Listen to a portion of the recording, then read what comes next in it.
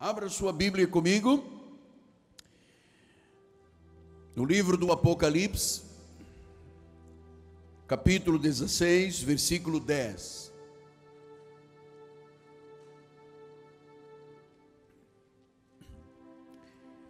Derramou o quinto, está falando do anjo, a sua taça sobre o trono da besta, cujo reino se tornou em trevas. Os homens remordiam as suas línguas por causa da dor que sentiam. Que esta palavra abençoe os nossos corações.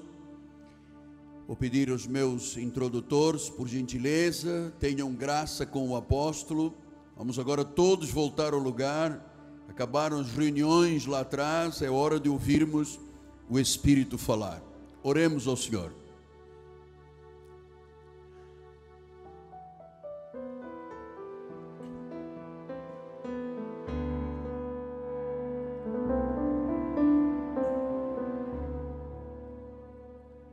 Senhor Jesus Cristo, a tua noiva está ataviada de branco. Não há manchas, não há rugas, não há defeitos. Uma noiva preciosíssima, a tua amada, a tua igreja, o teu povo. E esta é a hora de abrirmos o nosso coração para ouvirmos sensivelmente a voz de Deus, para ouvirmos o que o Espírito tem a dizer à igreja. Por isso, com humildade, nos curvamos diante desta palavra e nos tornamos sensíveis, não permitindo pensamentos humanos, lógica, não permitindo sentimentos carnais que lutem contra a palavra de Deus. Aquietamo-nos na tua presença e recebemos a semente da palavra, em nome de Jesus. E todo o povo de Deus diga amém, amém e amém. Muito obrigado, pastor Carlos. Meus amados irmãos, minha família, santos preciosíssimos, aqueles que são o selo do meu apostolado, são cartas escritas pelo Deus vivente. Você que é parte da igreja, que é noiva de Jesus Cristo. Meu amado, minha amada, meus filhinhos. Continuamos conhecendo por revelação os desígnios de Deus e o julgamento de Deus para os últimos tempos. Quero que você entenda que desde a caída de Lúcifer era inicialmente um anjo de luz que se rebelou nos céus. Ele tinha o grande privilégio de ser o dirigente dos louvores celestiais. Ele tinha a luz brilhando. A própria Bíblia identifica como um anjo de luz. Mas por causa da rebeldia, ele foi atirado nesta terra, e desde que ele caiu nesta terra, por isso a Bíblia diz que o mundo inteiro jaz no maligno, que ele construiu um reino de trevas, exatamente como Deus construiu e edificou nesta terra o reino de Deus. E claro que é um reino fraudulento, que quer competir com o reino de Deus. O reino das trevas quer competir com o reino de Deus. Mas o livro do Apocalipse mostra que o Senhor vai trazer juízo sobre esse reino de maldade, sobre o trono da besta, sobre o centro da autoridade de Satanás nesta terra. Você se lembra como Paulo aos Efésios disse: olha, nossa luta não é contra carne nem sangue, a nossa luta é contra principados, é contra potestades, forças tenebrosas do mal. Então isso se chama o trono da besta. E se você quer confirmar comigo, por favor, venha me acompanhando, ou pelo telão ou na sua Bíblia, Apocalipse 3:2, que diz: a besta que vi, que era semelhante a leopardo, com os pés como do urso, boca como leão, e deu-lhe o dragão o seu poder, o seu trono e grande autoridade. Então, neste trono de autoridade, identificamos Lúcifer, Satanás, o diabo, como o dragão pervertido, que tenta perverter as sociedades. Vemos um mundo pervertido aí fora, um mundo que jaz no maligno, e claro, este mundo que tem um trono de autoridade das trevas é o foco central da indignação de Deus, dos juízos de Deus. Vamos voltar lá, diz que quando Deus derramou pelo anjo uma taça de julgamento, os homens, ou seja, aqueles que não têm Jesus, a semente da perdição, os filhos do mal, a semente da perdição, diz que essas pessoas remordiam a língua por causa da dor que sentiam. Então, o inimigo, que é o acusador, que é o mentiroso, que é o enganador, usa o seu poder mentiroso para influenciar as pessoas. Influenciá-las de que modo? Levando-as a pecar. Esses são os desígnios do mal. Este é real, isto é verdadeiro. Veja você que lábios mentirosos são os instrumentos de Satanás. Acompanhe-me, por favor, no livro de Salmos, no capítulo 52, diz: amas todas as palavras devoradoras, ó língua fraudulenta. Versículo 5, também Deus, essa língua fraudulenta, te destruirá para sempre, há de arrebatar-te, arrancar da sua tenda e te extirpará da terra dos viventes. Então veja, o que o salmista profetizou no Salmo 52, tem a confirmação no livro do Apocalipse. Então diz que os homens remordiam a língua. Por quê? Assim como o evangelho é conhecido pela confissão, também o mal é conhecido pela confissão do mal. A grande arma de Satanás, meu amado, não é a droga, não é o álcool, não é o adultério. A grande arma de Satanás é a mentira, é o engano, que é manifestado pela boca das pessoas, servos dele nesta terra. Então, Salmo 140, ele disse: aguçam a língua como a serpente, sob os lábios tem veneno de áspide. Veja que existem nesta terra pessoas que a língua é como uma serpente, que debaixo dos lábios há veneno de áspide. Você está entendendo a profundidade? Quando um servo de Deus fala, ele fala de Jesus, ele dá testemunho da palavra, ele dá testemunho da sua salvação, ele transmite sal, palavras que têm sal, que têm o equilíbrio, que têm o valor, o sabor da vida com Deus. Mas quando Satanás fala, ele fala através de pessoas com a língua de serpente, com a língua de veneno. Então essas são as línguas que no livro do Apocalipse diz que se remordiam pela dor que estavam sentindo. Provérbios 17:4 diz: o malfazejo atenta para o lábio iníquo, e o mentiroso inclina os seus ouvidos para a língua maligna. Você inclina os seus ouvidos para a voz de Deus. Os filhos da perdição inclinam os seus ouvidos para a língua maligna. As ovelhas ouvem Jesus, os cabritos ouvem o diabo. Então nós estamos entendendo. E você agora, por favor, permita-me que eu leve este estudo até o final, para que você não deixe nenhum sentimento de lógica, nenhum pensamento humano dominar você nesta hora. Abra-se, por favor, à verdade, porque você está numa igreja reformada. Você está numa igreja que conhece um pacto superior, de melhores e superiores promessas. Você tem olhos espirituais iluminados, você tem ouvidos de ouvir. Então, ouça, a pergunta que surge agora é: mas onde está nesta terra o trono da besta?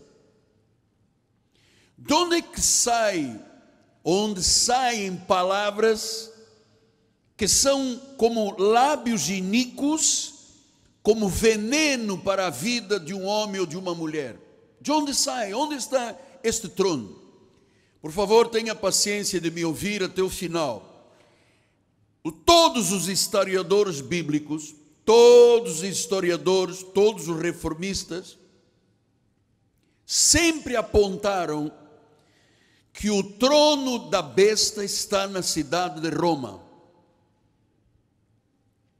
É Roma que receberá a grande carga de julgamento. Veja como é que no livro do Apocalipse 17:9 disse: aqui está o sentido que tem sabedoria. As 7 cabeças são 7 montes, nos quais a mulher está sentada, são também 7 reis.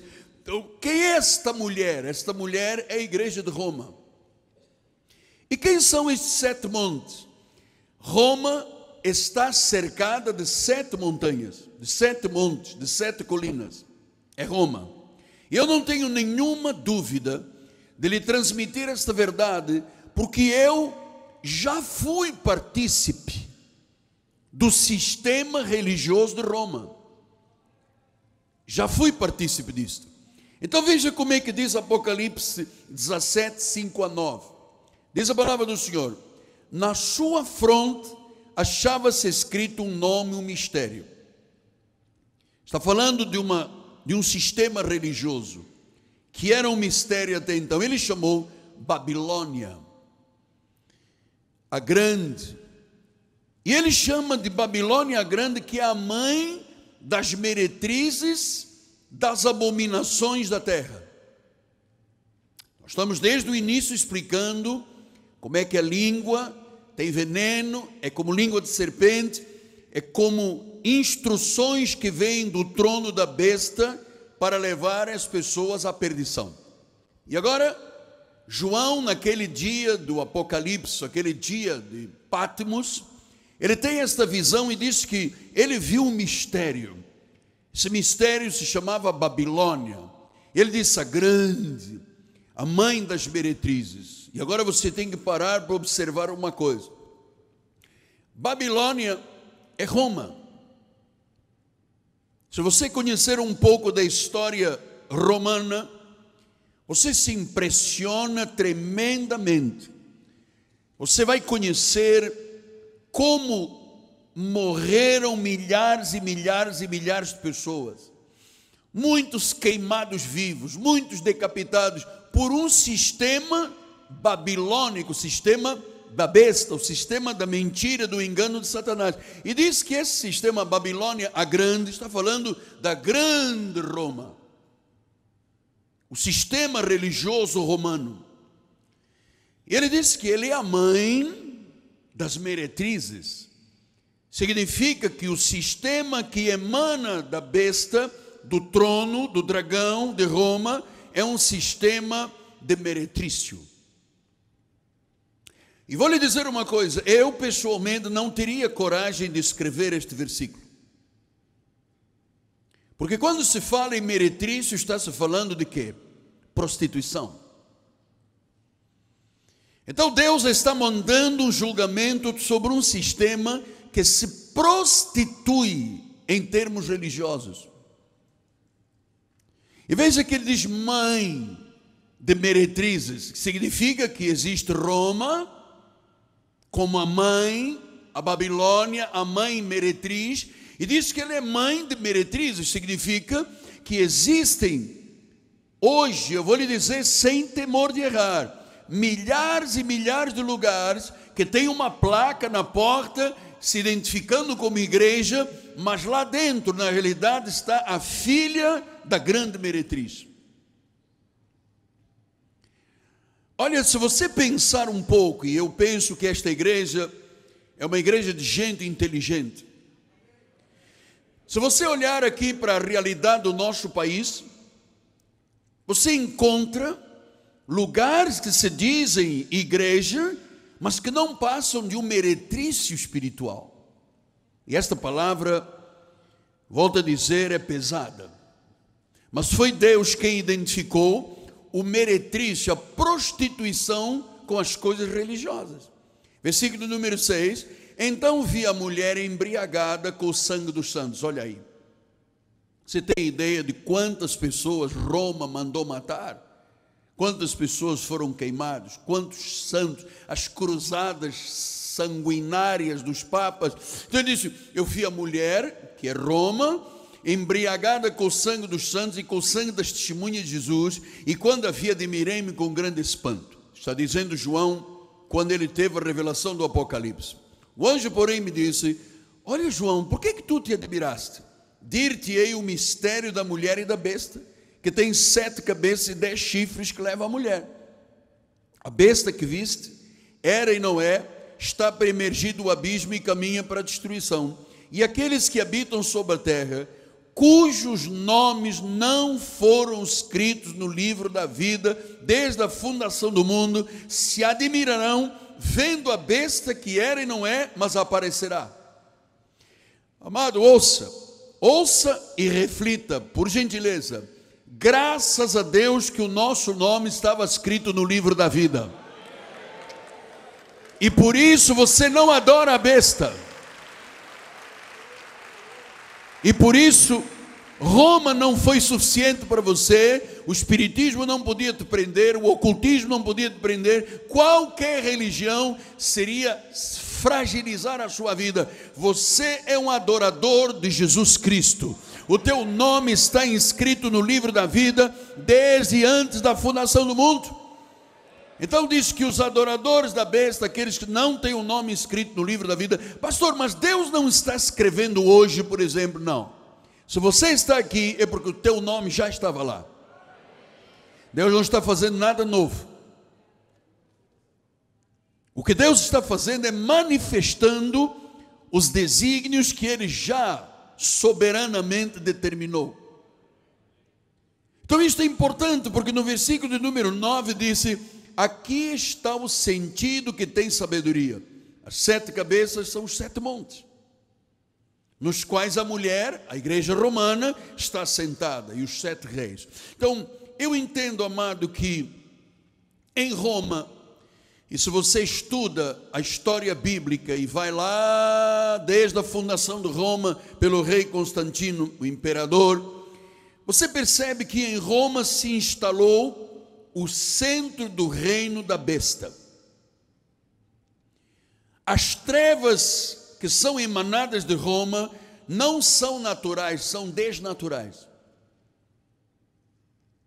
Cada símbolo, cada figura em Roma, tudo tem a ver com adorações ocultistas. Como se chama que tem na praça de Roma? O aprisco? O obelisco. Você sabe que aquilo tem a ver com o falo do homem, aquilo é um símbolo da adoração ao sexo. Aquele inocente colar que o padre usa, aquilo ali é símbolo da adoração da lua. Toda a simbologia de Roma está debaixo de um espectro de idolatria.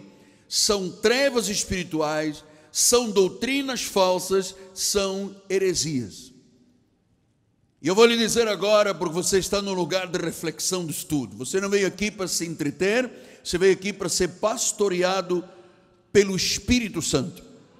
Então ouça, foram essas doutrinas dessa mãe das meretrizes, doutrinas hereges do catolicismo, que provocaram o grande cisma da igreja em 1517. Um padre agostiniano, de nome Martinho Lutero, e graças a Deus que pela vida e instrumentalidade dele, hoje nós somos uma igreja reformada, ele criou e provocou a grande reforma protestante. Ele começou a perceber os desvios de conduta moral pela maioria do clero. E se você é uma pessoa que estuda e se interessa pelas coisas espirituais, você sabe que luta até hoje.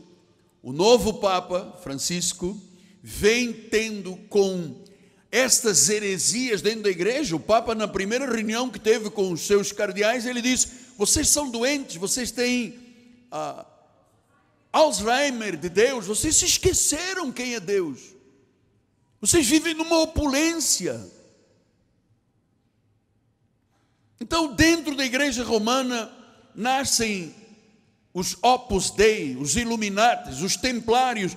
Tudo isso, amado, é o diabo agindo através da instrumentalidade de um meretrício espiritual.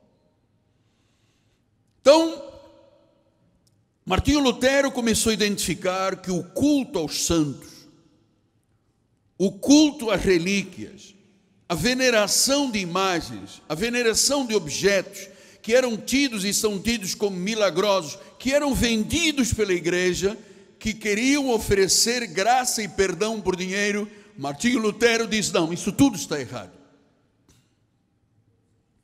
Então ele começou a mergulhar e a comparar, por uma revelação do Espírito Santo, a mesma revelação que eu e o senhor e a senhora estamos tendo, com olhos iluminados. Martinho Lutero, na sua catedral de Wittenberg, na Alemanha, ele identifica 95 teses, e ele disse: não existe purgatório, não existem penitências, indulgências, adoração de relíquias. Então, tudo isto você tem que saber, porque eu vim de lá, muitos dos irmãos que estão aqui foram também prisioneiros da besta, da meretriz de Roma. Mas como éramos ovelhas, Deus nos atraiu à sua casa. Se existe alguém aqui dentro deste santuário que era fiel ao sistema romano, eu era. Desde a confissão auricular, que mais tarde eu lhe falo sobre isso em outro culto, eu era um fiel comprometido com Roma. E a primeira coisa que eu aprendi no catecismo foi a respeito de purgatório. Eu preciso lhe explicar isso, porque eu sou um teólogo reformista. Eu não sou um evangelista tradicional. Deus tem feito uma obra tremenda através da minha mente e o meu coração, para que eu possa ser uma voz que diz: este é o caminho. Para que você não seja nunca mais enganado, para que você viva vitoriosamente.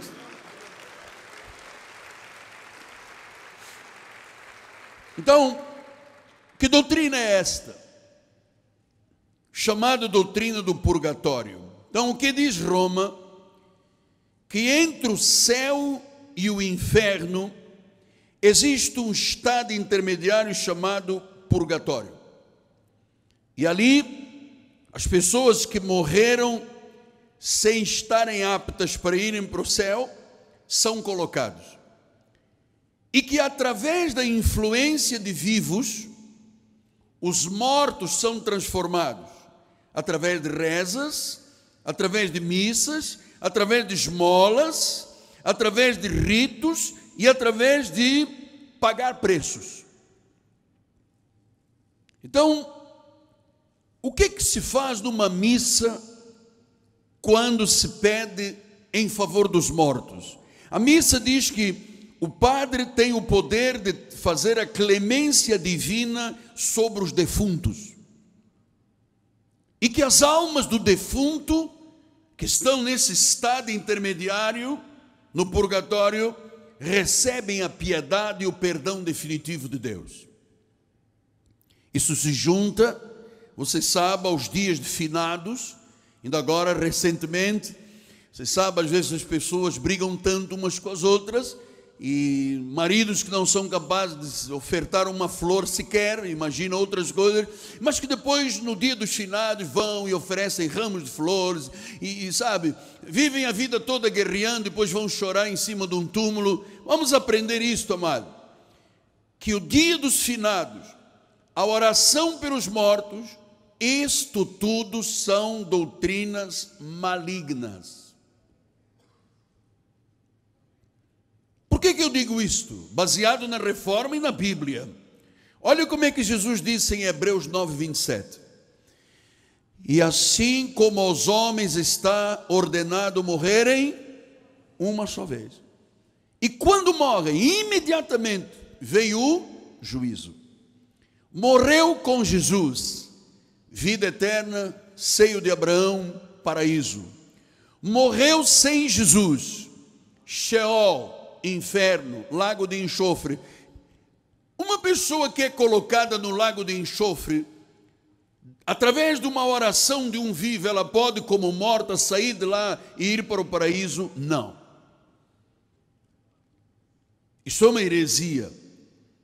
Então, não existem estágios de purificação para o pecado. O Papa disse, a forma de doutrina desse lugar, diz que tem poder para perdoar e reduzir os sofrimentos que estão no purgatório.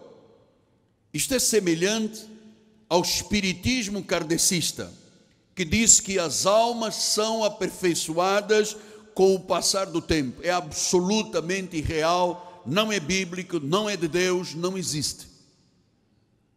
Amado, ouça uma coisa. O dia em que você recebeu Jesus como Senhor e Salvador, toda a condenação que estava sobre a sua vida desapareceu. Paulo explicou isto em Romanos, olha lá. Agora, pois, nenhuma, diga com fé, nenhuma condenação há para os que estão em Cristo Jesus. Então, pastor, e quando dizem que o inferno está cheio de crentes? É mentira. Por que um crente nunca iria para o inferno? Porque o crente não está mais debaixo de condenação. O teu julgamento e o meu julgamento já foi feito na cruz do Calvário. A Bíblia diz que Ele carregou sobre si os nossos pecados e os encravou aonde? Na cruz do Calvário. Para que nós, mortos aos pecados, vivamos para a justiça. Então, eu não tenho nenhuma dúvida em lhe dizer que só Jesus Cristo pode perdoar pecados, mais ninguém. João 3,18 diz isso. Quem nele crê não é julgado, e o que não crê já está julgado, porquanto não crê no nome do unigênito Filho de Deus. Quer dizer que se eu creio, a justiça de Deus me é imputado, o perdão de Deus me é imputado, o sangue de Jesus me lava, e nada mais pode transformar. Esta lavagem não perde o seu efeito, este perdão não perde o seu efeito, esta justificação é para sempre. Então, o salvo entra direto no paraíso. Lucas 23, 43. Jesus lhe respondeu, ele estava agonizando entre dois salteadores. O salteador da esquerda julgava e acusava Jesus, o salteador da direita, o ladrão penitente, dizia, não, mas como é que você fala assim? Ele é Deus. E Jesus disse a este, quando o salteador penitente disse, Senhor, lembra-te de mim, por favor, quando entrares no paraíso. E Jesus disse, em verdade te digo que hoje, morreu hoje, em Cristo, hoje, está no paraíso comigo, disse Jesus. Então isso é maravilhoso. Então não há um estado intermediário que a alma está lá e aqui os vivos influenciam os mortos. Não existe aqui. O perdão de Jesus é pleno. É o único que pode perdoar pecados. O que diz Isaías 1,18? Vinde, pois, arrazoemos, diz o Senhor. Agora pense comigo nesta realidade que para mim é algo tão profundo, tão intenso, que eu tenho que dizer, Abba, Pai. Olha só.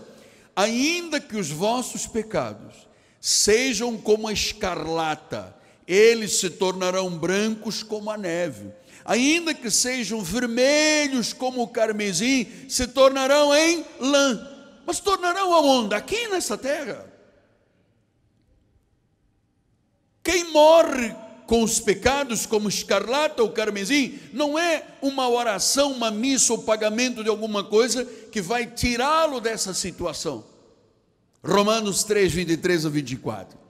Todos pecaram e carecem da glória de Deus, sendo justificados gratuitamente, não tem que pagar, não tem que pagar missa, não tem que pagar a alma pela alma do purgatório, gratuitamente, por sua graça, mediante a redenção que há em quem? Em Buda, Maomé, Confúcio, Shirvá. Algum Deus desta terra pode dar redenção? Não. Então vamos ler juntos, com fé, com alegria, todo mundo aí ativo, ninguém dorme agora. Diga comigo: sendo justificados por sua graça, mediante a redenção que há em Cristo Jesus. Diga: eu sou redimido, eu sou perdoado, eu fui lavado, eu estou justificado, eu sou sábio, eu sou santificado. E dê-lhe um lindo louvor com palmas fortes, amado.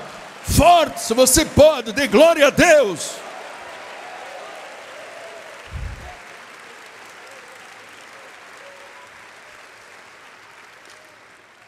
Só há dois destinos após a morte: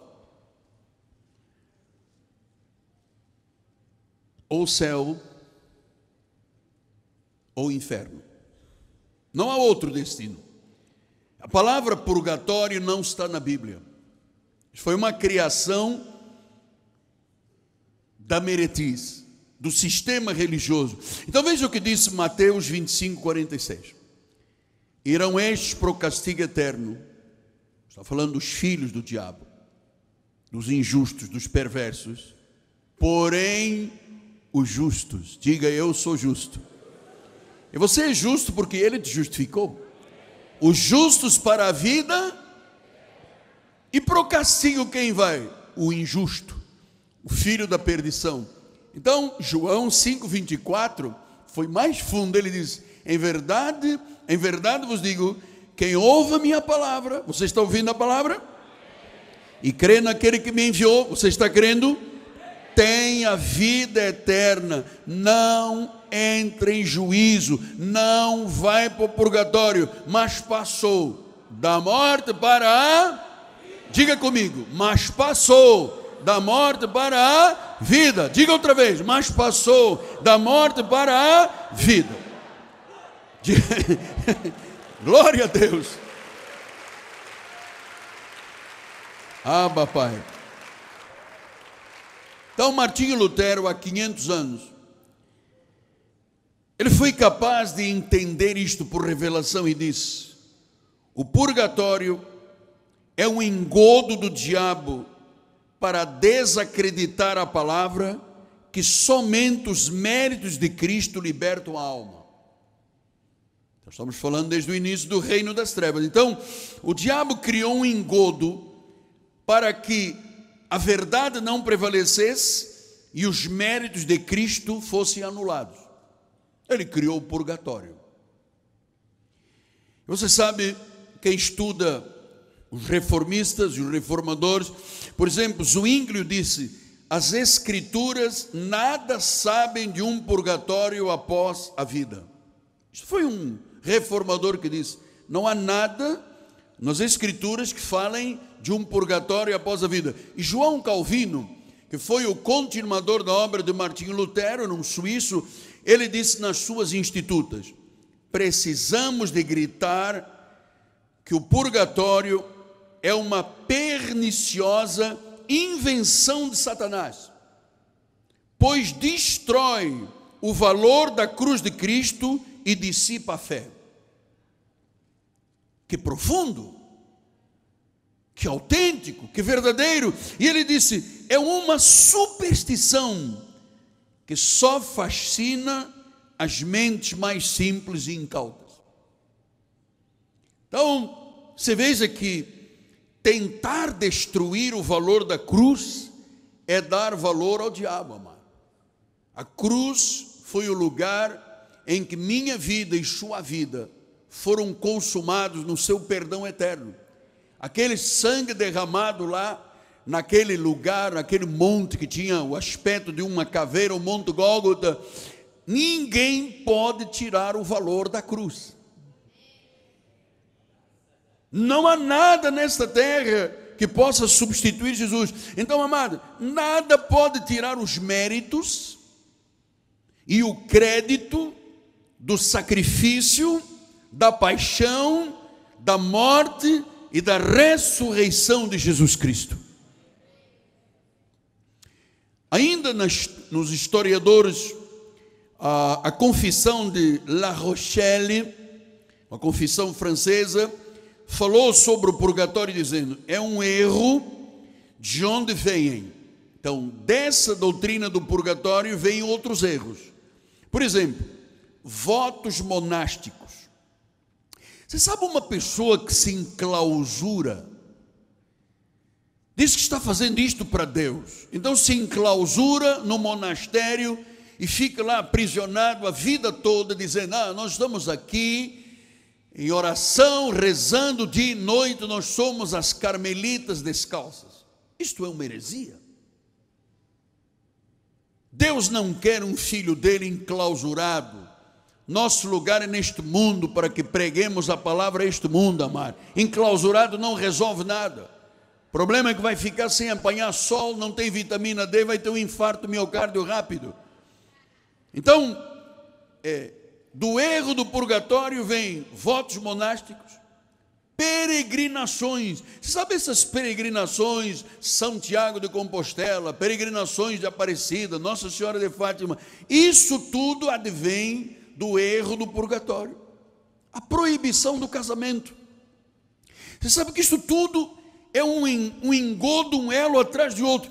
Olha, Deus quando criou o homem e depois criou a mulher, Ele disse, vocês agora vão se casar, vão se unir, deixa o pai, deixa a mãe, vão se unir, tornem-se os dois uma só carne, multipliquem-se, façam a sua fecundidade através de filhos. Como Deus aprovaria o celibato? Pastor, então por que foi instituído o celibato? Duas razões.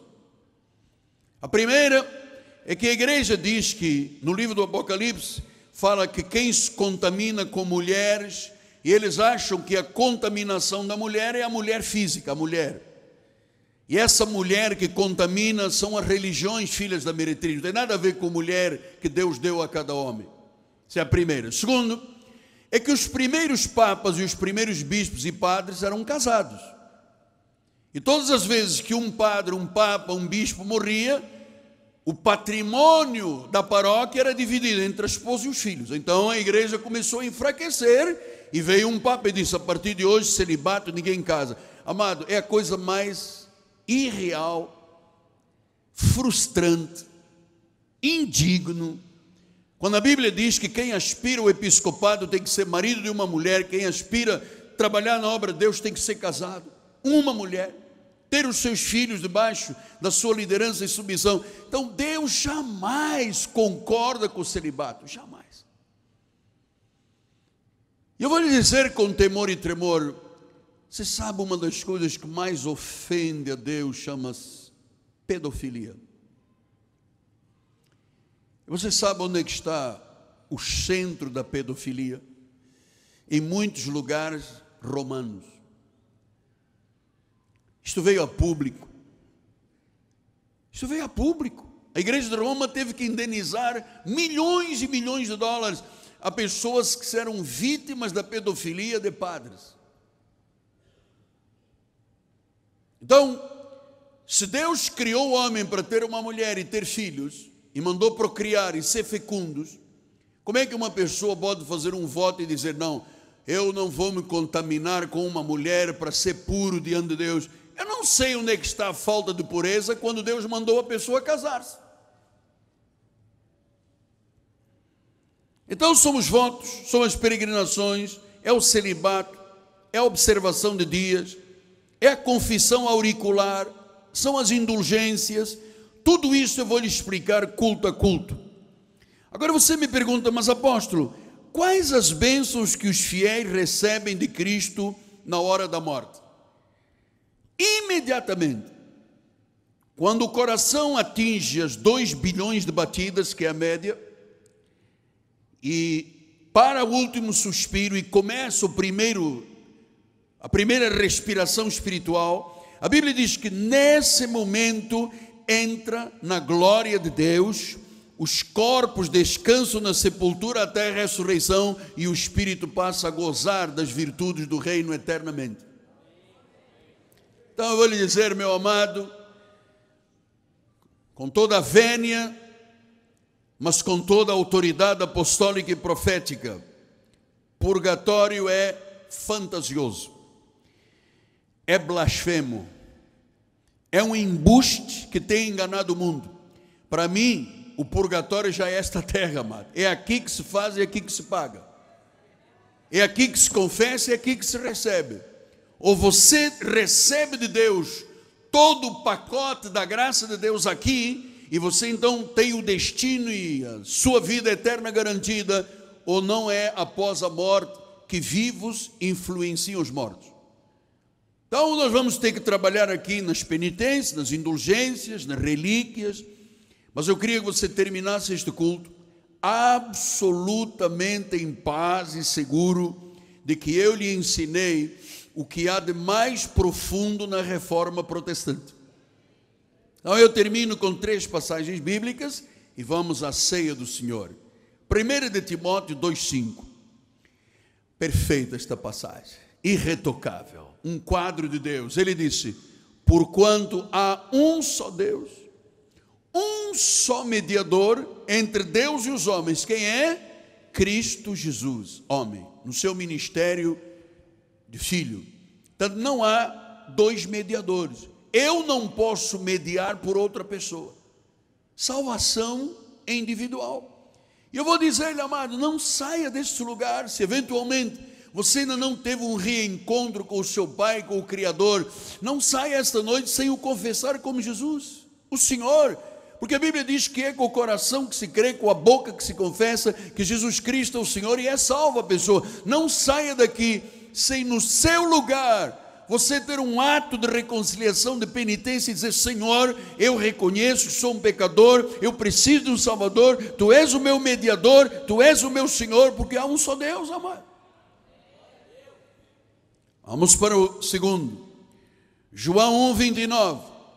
No dia seguinte viu João a Jesus que vinha para ele e disse: eis o Cordeiro de Deus, que pelo batismo nas águas, o sacrifício, a vigília e o jejum tira o pecado do mundo, e o purgatório ajuda. Então vamos olhar a Bíblia, amado. O foco da nossa vida é a Bíblia, palavra de Deus, Bíblia Sagrada. O que João Batista diz? Eis o Cordeiro de Deus que... Mas diga com fé, moço, moça de Deus, mulher de Deus, homem de Deus, diga: tira o pecado do mundo. Então a minha pergunta é: tirou ou não tirou da sua vida? Você não tem condenação, você é uma nova criatura. Quem está em Cristo é uma nova criatura. As coisas velhas já passaram, tudo se faz novo. E agora a derradeira, a última mensagem, 1 João 1,7. Se porém andarmos na luz, como Ele está na luz, mantemos comunhão uns com os outros. E agora vem efetivamente o que você precisa de saber. E o sangue de Jesus,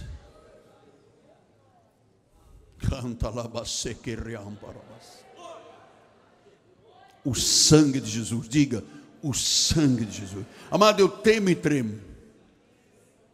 E olha que não é Parkinson, eu temo e tremo, porque o sangue de Jesus nos purifica de alguns pecados, outros não, outros você tem que pagar no purgatório. Então vamos reagir, gente, vai todo mundo enérgico, vamos, Aníbal, vamos lá, todo mundo enérgico. O sangue de Jesus, seu Filho, nos purifica de todo o... Você está purificado, você é salvo, você é redimido, você é justo, você é sábio, você é santificado pelos méritos da cruz, e pela obra de Jesus e o sangue derramado naquela cruz. E se você crê, dê o maior amém da sua vida. Yes! E ao seu nome, diga: é pelo sangue de Jesus, é pela obra da cruz, é pela graça de Deus e é pela fé em Jesus Cristo que eu digo esta noite: eu sou salvo. Está firme no seu coração? Eu vou contar 3, você dá um glória a Deus, tem que subir esse teto aí, vai. Encha o ar, segura o diafragma, 1, 2, 3 e... Isto chegou a Deus, amado. Isto chegou a Deus. Dê-lhe um aplauso, dê-lhe um aplauso.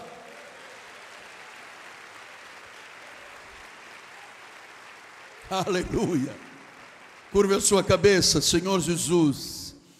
Enquanto os nossos ministros preparam a ceia do Senhor, eu agora quero regar esta semente que foi semeada no coração das tuas ovelhinhas.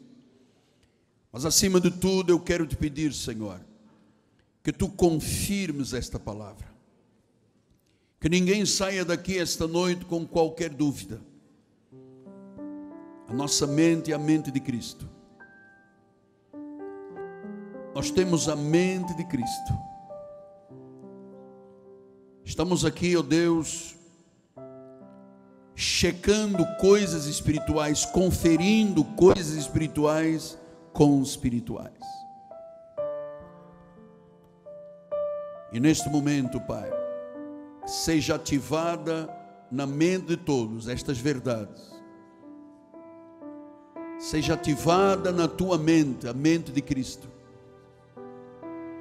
Não temas, Deus é contigo, eternamente contigo.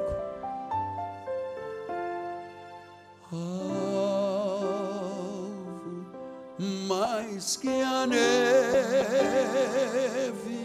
Cante, igreja, cante.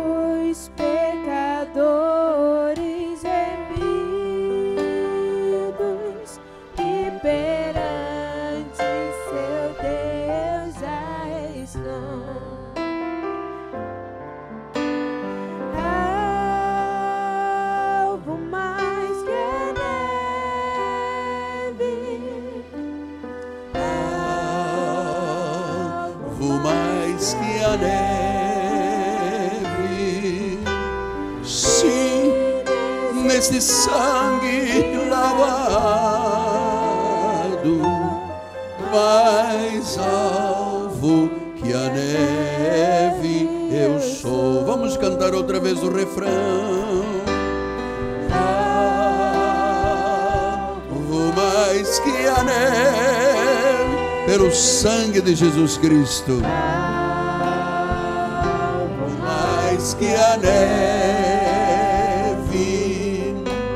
sim, nesse sangue lavado, mais alvo que a neve eu sou. Segunda estrofe, temos aí. Quão espinhosa coroa que Jesus por nós suportou. Quão profundas as Chagas que nos provam o quanto Ele amou. Eis nessas chagas pureza. Eis nessas chagas pureza. Para o mais torpe pecador, é o maior pecador. Pois que mais alvo que a neve, o teu sangue nos tornou Senhor. Agora o refrão, igreja, cante com alegria. O mais que a neve. Você está profetizando o que aconteceu na sua vida. Éramos como carmesim, como escarlata, mas Deus nos purificou neste sangue lavados, mais alvo que a neve eu sou. Sou eu que comando aqui também. Agora só a igreja, diga. Alvo mais que a neve, alvo mais que a neve, sim nesse sangue, Se neste sangue lavado, mais alvo que a neve,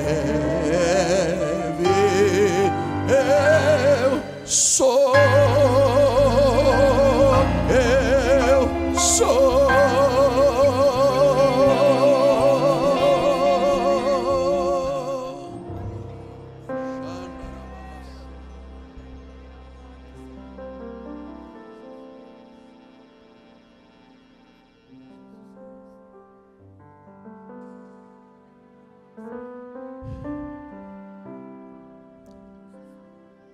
Que momento íntimo com Deus.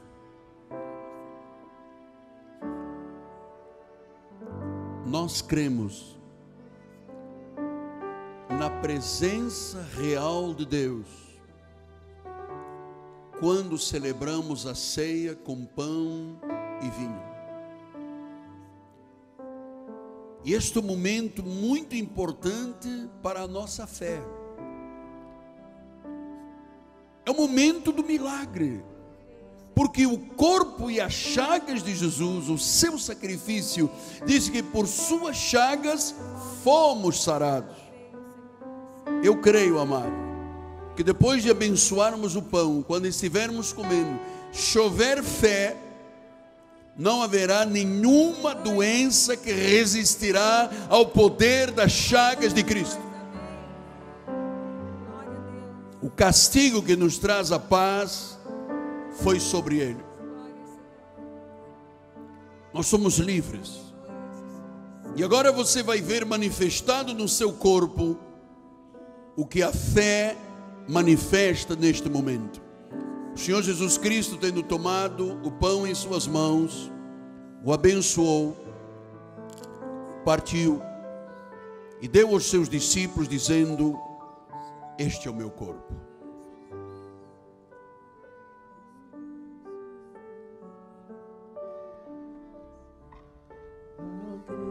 Cristo que venceu, Cordeiro de Deus morreu por mim.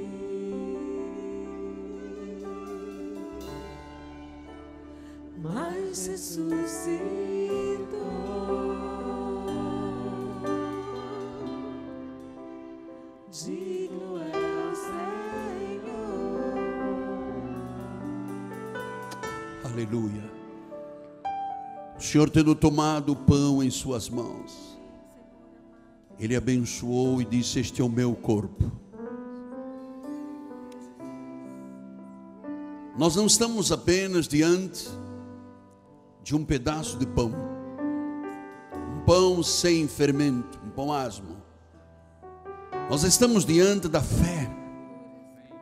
O milagre se manifestará através da cura na hora em que você comer com o uso da sua fé. Eu abençoo o pão e eu declaro agora que pelas chagas de Cristo já fomos sarados. Comamos todos e recebamos todos o milagre em nosso corpo, em nome de Jesus. Tenha fé, isto vai acontecer. Coma com fé em nome de Jesus até que Ele volte. Amém.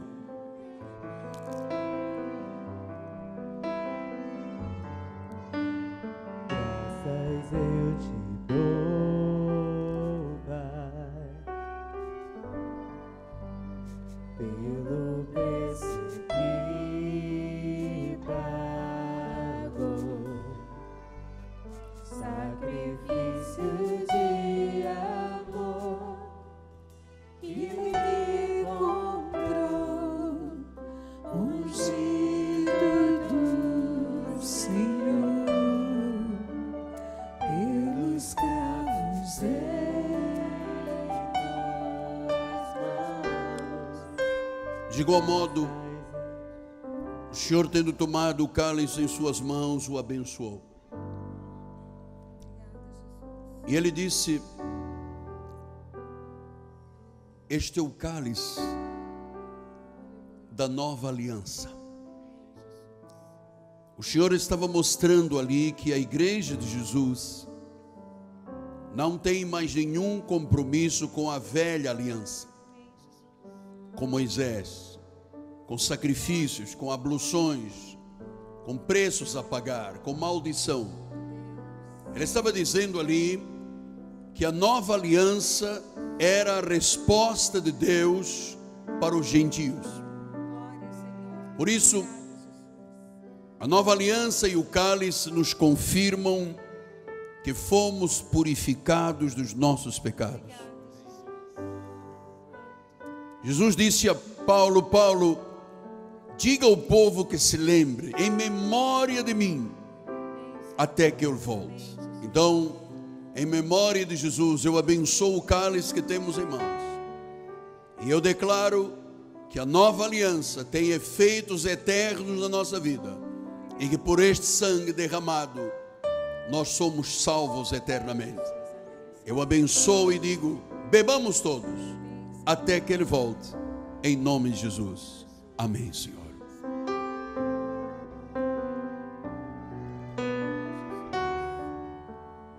Pelos cravos em tuas mãos, graças eu te dou, ó meu Senhor. Lavou minha mente e coração, me deu perdão, restaurou minha comunhão.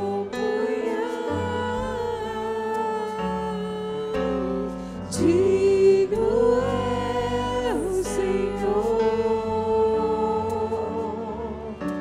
sobre o trono está, soberano Criador, vou sempre te adorar. Elevo minhas mãos ao Cristo me vencer, Cordeiro de Deus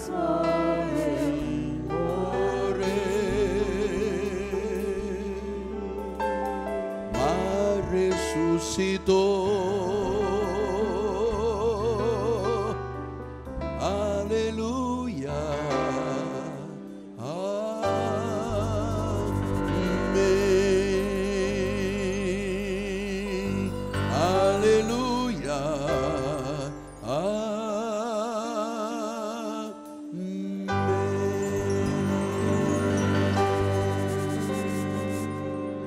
Graças a Deus.